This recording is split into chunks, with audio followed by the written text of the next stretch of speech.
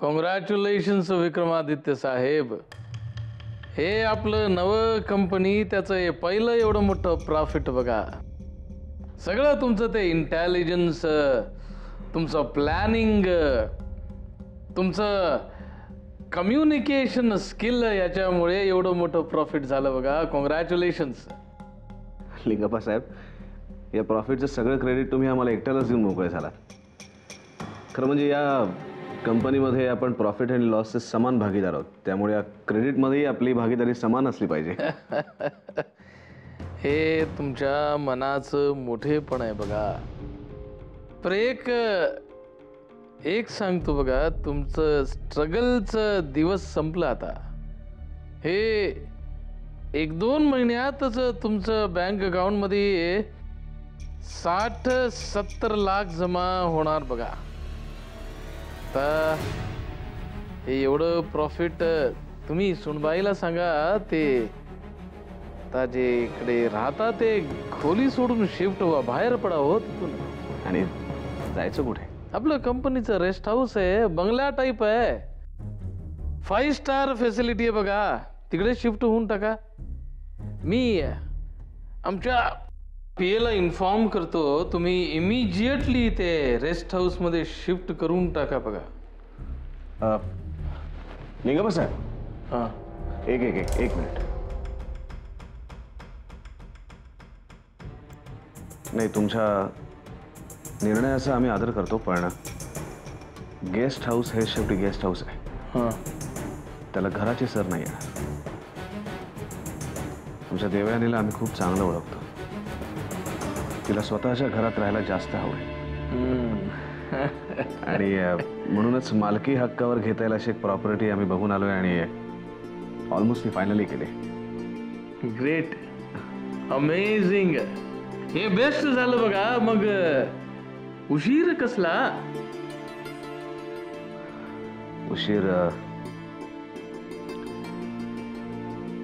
उशीर एवढ्यासाठी की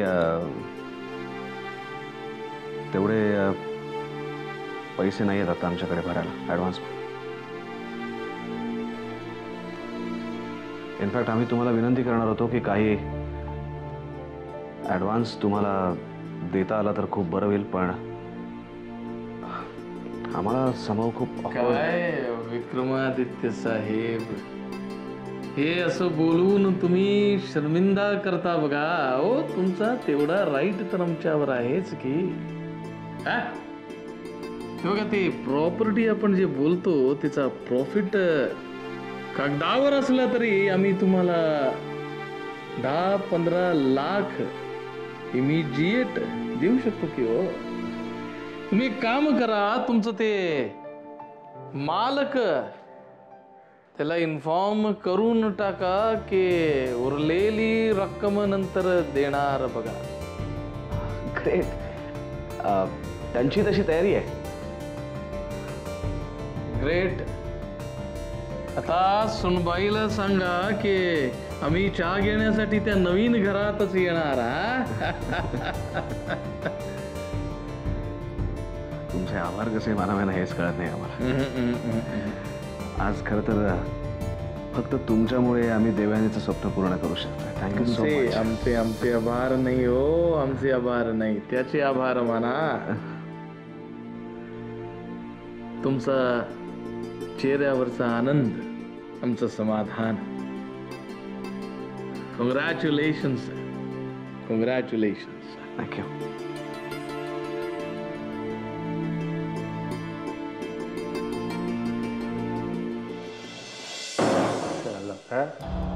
राज काय नशीब घेऊन आलं काय नाही.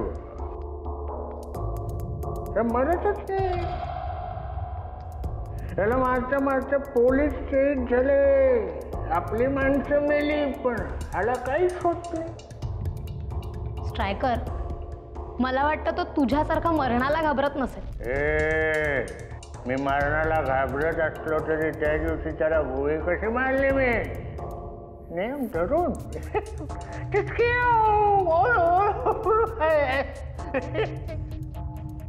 त्याला कसले,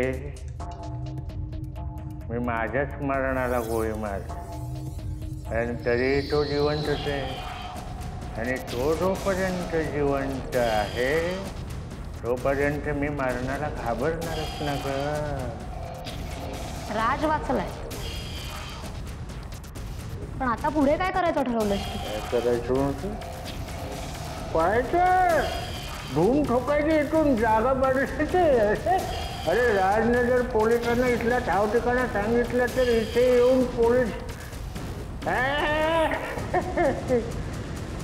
कुठूनही गोळी येऊ शकते. इथून गोळी, इथून समोरून सुद्धा गोळी येऊ शकते. रोशनी, तुला सांगतो हल्ली रात्रभर मला झोप लागत नाही ग. सारखं तो राज आणि मरणाच्या डोक्यात फिरत. स्ट्रायकर, तू एवढा का घाबरतोस त्याला?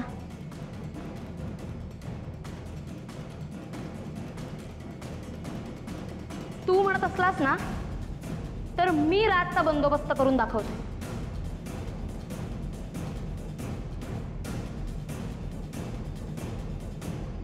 काय म्हणाली?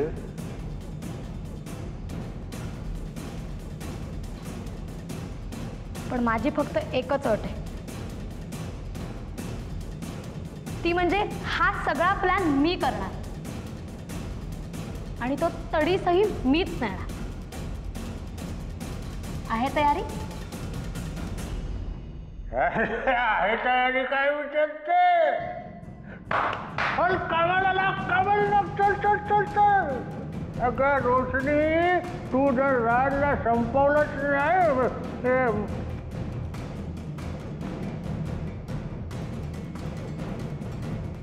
सगळ्या काळ्या सोंगट्या तुझ्या नाही. ऐक ऐक ऐक ऐक, एका सोंगटीचे 1 लाख.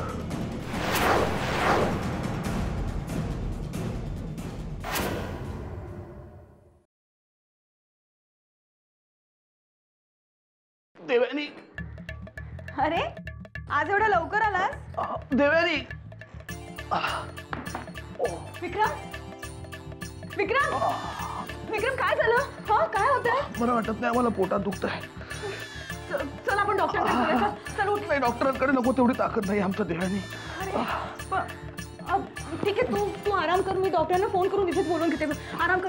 आराम कर.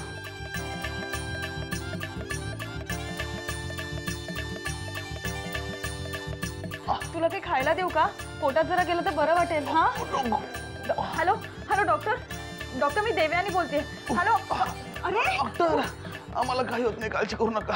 अरे बोलू देत ना मला डॉक्टरांशी. असं काय करतोयस तू विक्रम? नाही देवयानी, आता डॉक्टरांच्या हातात सुद्धा काही राहिलं नाही. विक्रम प्लीज असं नको ना बोलूस.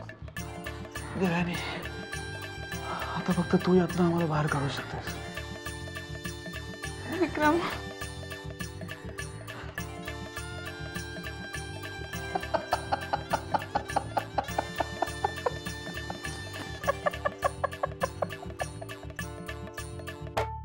आता ना आमच्या हसून हसून पोटात दुखायला लागेल.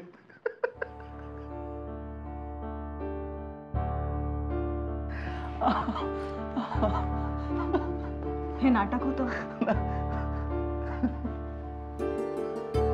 नाटक. आणि आम्हाला एक सांग देवयानी, प्रिया वहिनी आणि रागिणी वहिनी घरी आल्या तेव्हा तू केलंस ते नाटक नव्हतं? आम्हाला नाटक करतायत. हो पण तुझ्यासारखी अशी ओव्हर ऍक्टिंग नव्हती केली. आम्हाला एवढंच येतं.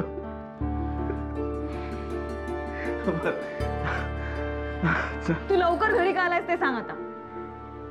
हा सांगू? म्हणजे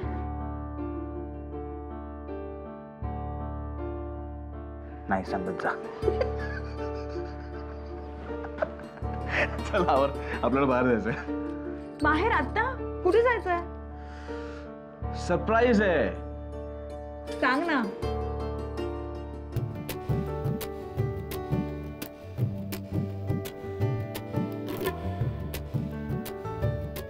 सांग ना कुठे जायचंय? हॅलो, हो निघतोय आम्ही. अर्धा तास या तिथेच थांबा. आलो. चल सांग ना. कुठे जायचंय? तू तर आवरशील का? उठ चल, जा आवर.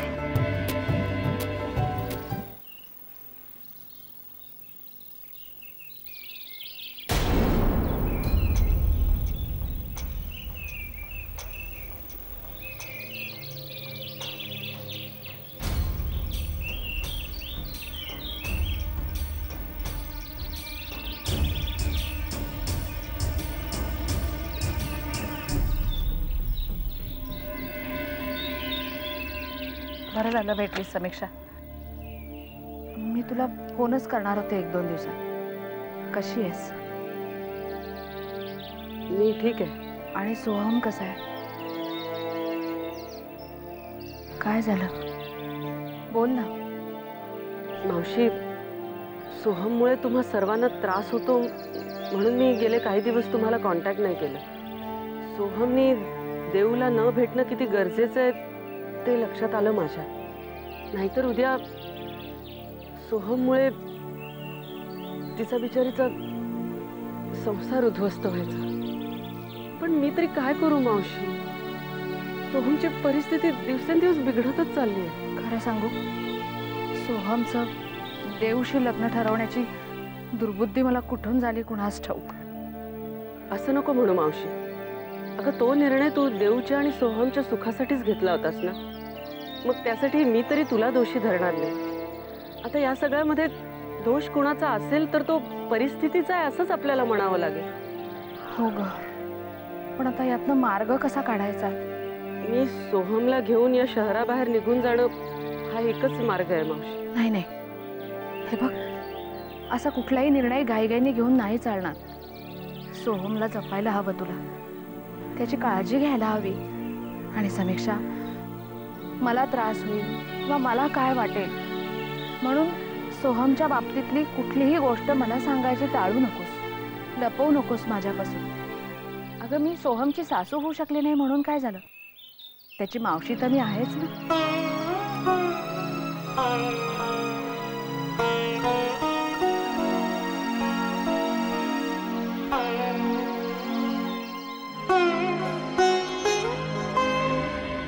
नमस्कार सर. नमस्कार. आपण इथे का आलोय? सरप्राईज आहे. सांग ना. सरप्राईज आहे. सांग ना विक्रम. देवयानी, सरप्राईज आहे. ते सांगितल्यावर सरप्राईज राहील का? आता 10 वेळा मला विचारू नकोस काय काय म्हणून. मग सर उघडा.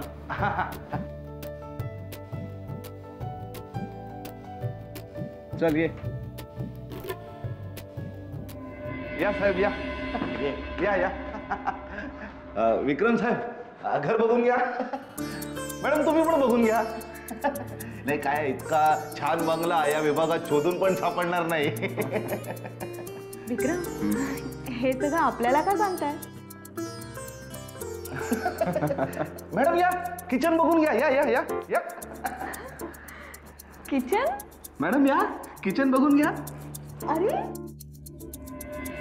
या या, किचन बघा. किचन बघा. हा सी शेप ओटा, असा ओटा शोधूनही सापडणार नाही, आहे की नाही? आणि हे ना, हे हे हे सगळं आम्ही आधीच तयार करून ठेवलंय. बस जा पुढे जाऊ. मॅडम, तुम्ही काय करायचं माहितीये ना, ह्या किचनला ना फुल टाईल्स लावायच्या आणि हा ओटा आहे ना ग्रेनाइटचा बनवून घ्यायचा. मग किचन कसं मस्त. विक्रम, कसं वाटलं किचन? छान आहे, छान आहे. पण अरे, माने, वरांडा. हा, वरांडा, बंगल्याच्या मागची बाजू. चला या या या, दाखवतो तुम्हाला. वेळ नका घालू. या या अरे काय चाललंय? या या या या या, दाखवतो तुम्हाला. वरांडा दाखवतो. या या या. हा बघा, हा वरांडा.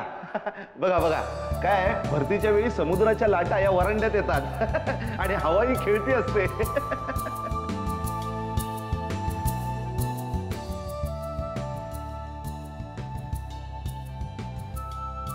कसं वाटलं तर? छान आहे. पण विक्रम, हे कोणाचं घर आहे? हे घर आहे तुझं, आमचं, आपलं घर. काय? आम्हाला माहिती होतं हे घर तुला आवडणार आणि म्हणूनच हे घर आम्ही तुझ्यासाठी घ्यायचं ठरवलंय. वेडायस का? अरे हे घर छान आहे पण खूप महाग असेल. देवयानी,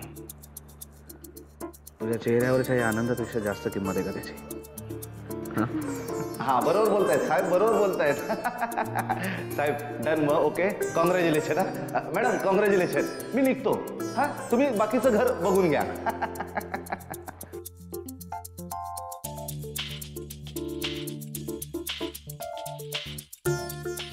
आवडलं ना?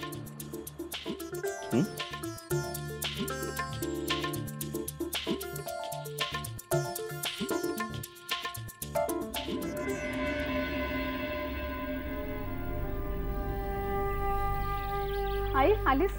पाणी आणू? हां राव आहे तो, बस चालू दे. काय झालं आई? नाही काय नाही. आई तू माझ्यापासून काहीतरी लपवतेस. खरं सांग मला काय झालंय? साक्षी अगं, समीक्षा भेटली होती बाजारात. सोहमबद्दल बोलत होती, त्याच्या मनस्थितीबद्दल. असं इतकं मनाला खातंय ना, म्हणजे आता वाटून काही उपयोग नाही, पण असं वाटतं की सोहमला देवशी लग्न करण्यासाठी बरीच घातलं नसतं ना, तर ही वेळ झाली नसती त्याच्यावर. वहिनी,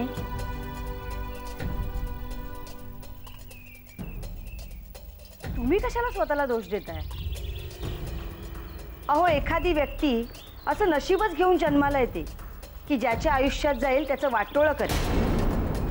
मग अशा वेळी शहाण्याला वेडं करायला आणि राजकुमारला रस्त्यावर आणायला वेळ लागत नाही.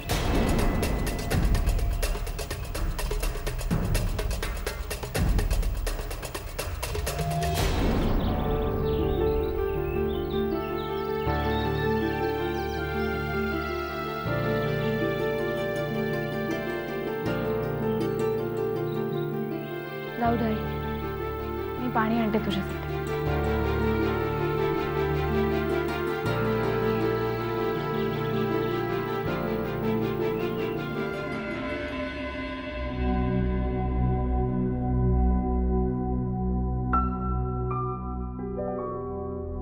कसं वाटलं घर? घर खूपच छान आहे, पण विक्रम केवढं मोठं घर आहे, खूप महागही असेल. एवढे पैसे कुठून आणणार आहोत आपण? देवेनी, तू का काळजी करतेस पैशांची? तुला काय वाटलं आम्ही बंगला घेताना पैसे कुठून येणार याचा विचार केला नसेल? आणि बंगल्याची किंमत किती आहे यापेक्षा सुद्धा तुला तो आवडला का नाही हे आमच्यासाठी जास्त महत्वाचं आहे. कळलं तुला? विक्रम, तुला माझ्याबद्दलच्या वाटणाऱ्या भावना मी समजू शकते, पण आपण पैशाचं सोंग नाही आणू शकत ना. एवढे पैसे कसे उभे करणार आहेस तू? देवानी, हे बघ, आम्हाला तुझ्यापासून कुठलीही गोष्ट लपवून ठेवायची नाही. त्या बंगल्याची किंमत 50 लाख रुपये. 50 लाख? हो, पण तू त्याचं एवढं बर्डन नको घेऊस. पैशाची सोय आपली झालेली आहे. पहिले 15 लाख रुपये आपल्याला लिंगप्पा साहेब देत आहेत आणि आम्ही जे पार्टनरशिपमध्ये प्रोजेक्ट उभं केलं आहे त्याच्यातनं आपल्याला पुढच्या 2 महिन्यात एवढा प्रॉफिट मिळणार आहे. या 2 महिन्यात आपण घराचं पूर्ण कर्ज फेडून टाकू शकतो. त्यामुळे जस्ट डोंट वरी. ओके? मग आपण 2 महिन्यानंतर घर घेऊया ना. घराची एवढी घाई काय? आणि हे बघ विक्रम, आपल्याला जर कर्ज काढूनच घर घ्यायचं आहे तर एवढ्या मोठ्या घराची काय गरज आहे? आपण बँकेकडनं लोन काढून आपल्या दोघांपुरतं एक छोटंसं घर घेऊ शकतो. बँकेकडनं कर्ज?